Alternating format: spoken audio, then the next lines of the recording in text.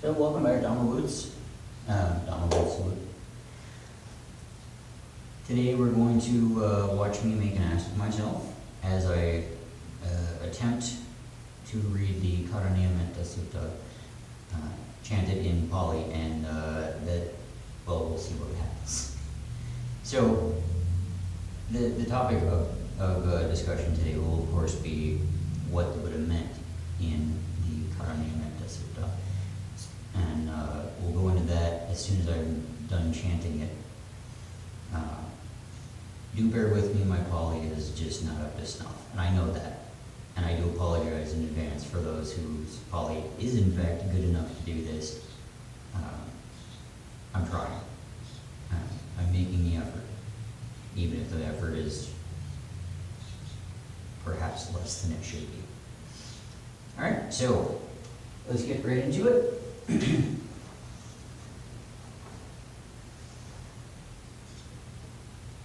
I'm actually going to kneel for this. So expect this to be very interesting.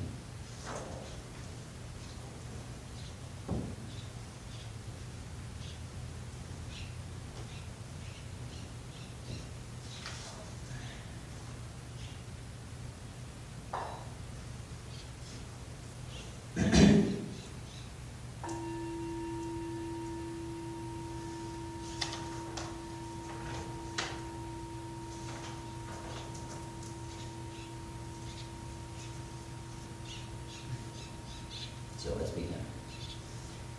Karaniyam Metta Kusalana Yantam Santam Padam Abhisamicca Sako Ujucha Surujucha Suvachocha Samudu Anatimani Santu Sakocha Subarocha Apakichocha Sulahukavuti Santrintyo Na Nipako Cha Apagabo Plusu Ananukido Naka Kudam Samachare Kinchi Yenu Vinyu Pare Upabedeyum Sukino Va Kimino Hontu Sabe Sata Bhavantu Sukitatta Yekichi Panna Bhutatti Tasava Tavarava Anavasesa Nidavaye Mahantava Majima Rasaka Ankatula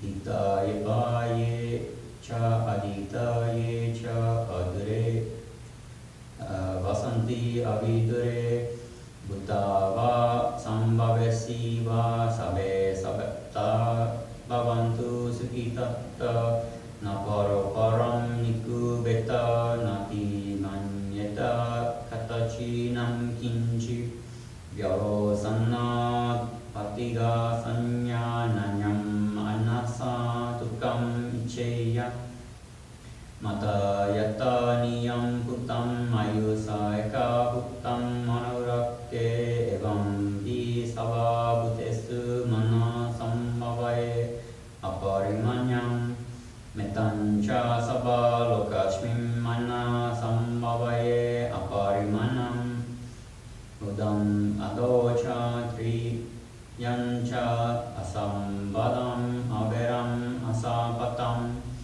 Titam Charam Nisino Va Sayano Va Yavatasa Vigatamido Etam Satim Aditeya Brahmam Etam Viharam Idam Mahu Ditincha Anupagama Silava Dasasana Dasanana Sampano Kamesu Vinaya Gedam Nahi Jatu Gaba Seyam Punareteti.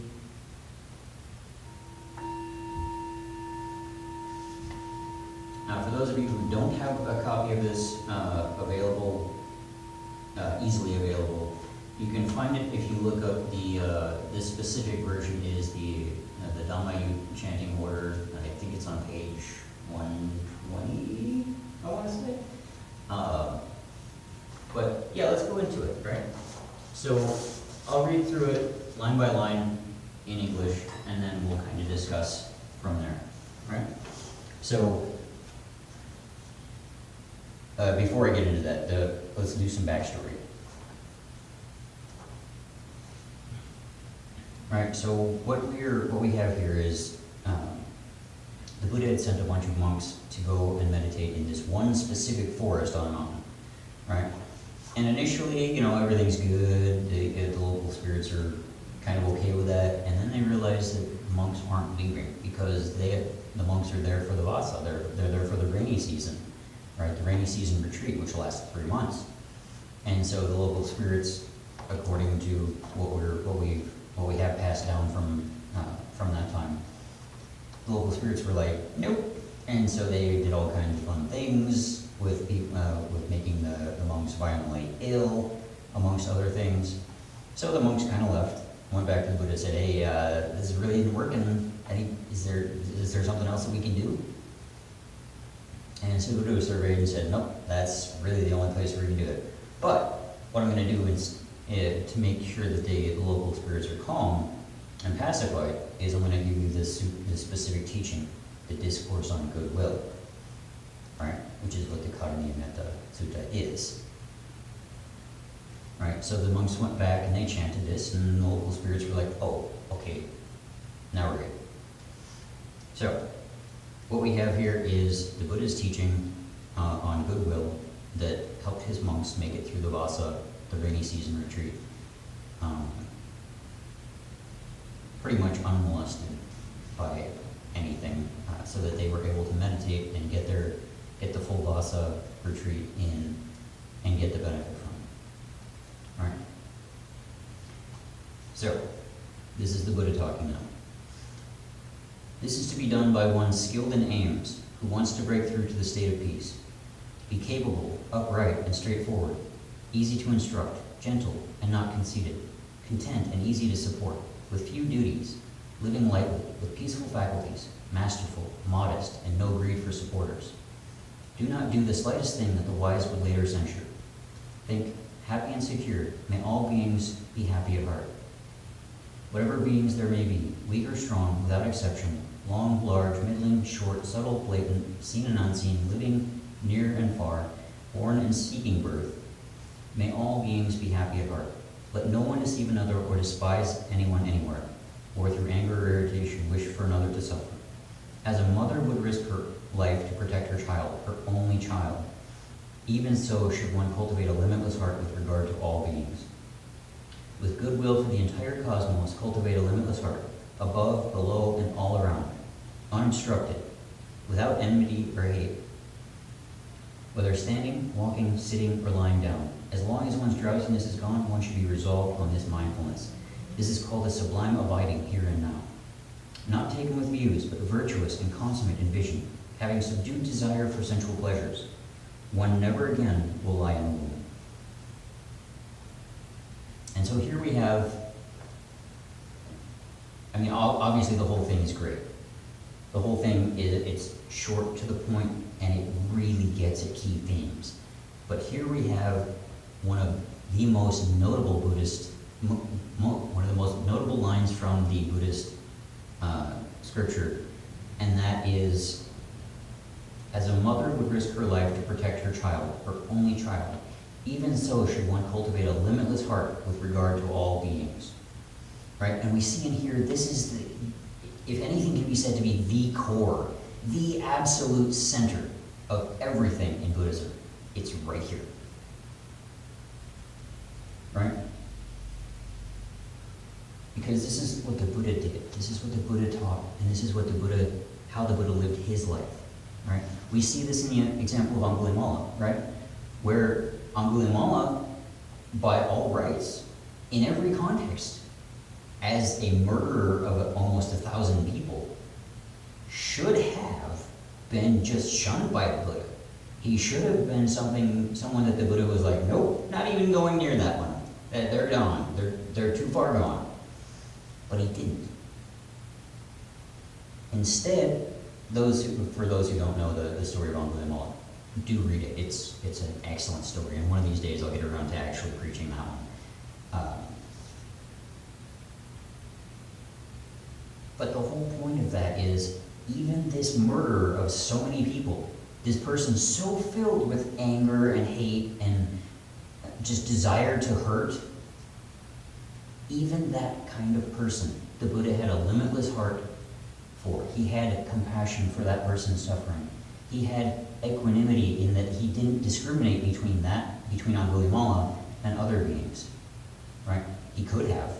He could have said, these other beings, they're all good, or, less bad, or this, that, and the other. I mean, these beings are such and such, but he's a totally different category. He's worthless. They could have said that. The Buddha could have said that, and he didn't. He chose not to. He chose to practice equanimity and compassion, right? And loving kindness or goodwill. He chose to do that because that's important. That's so key, right? And here we see the Buddha saying to his monks, you need to do this too, right? This is how you get, the local spirits. This is how you get all of those around you to start to do right when you go around, right? To be better people. This is how you get people to be better. This is how you get you to be better. This is how you become a better person. And that is by practicing this. Right? By practicing this goodwill for, as he says, for the entire cosmos. With goodwill for the entire cosmos, cultivate a limitless heart, above, below, and all around, unobstructed, right? So we have to have that equanimity. We have to have that compassion. We have to have that goodwill, right? These are things which are absolutely key to the Buddhist practice. Sure, we can talk about non-self all day, right? We can talk about the Eightfold Noble Path, of which I would say that practicing goodwill and loving kindness are, in fact, very easy ways to do pretty much everything in the Eightfold Noble Path.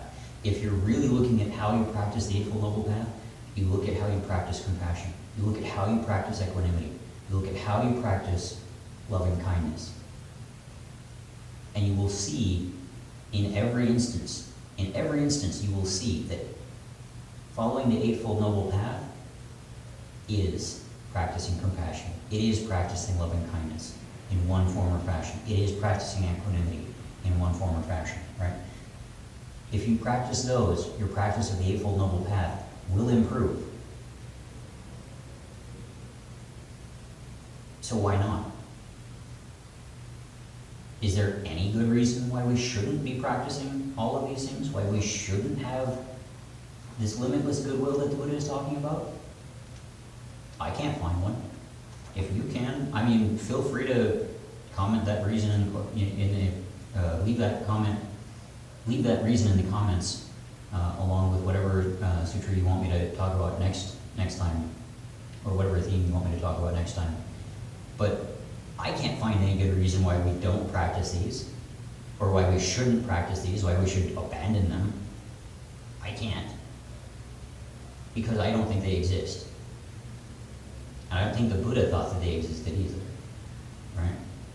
The reasons for practicing these are so important and so good that there is literally no justification not to.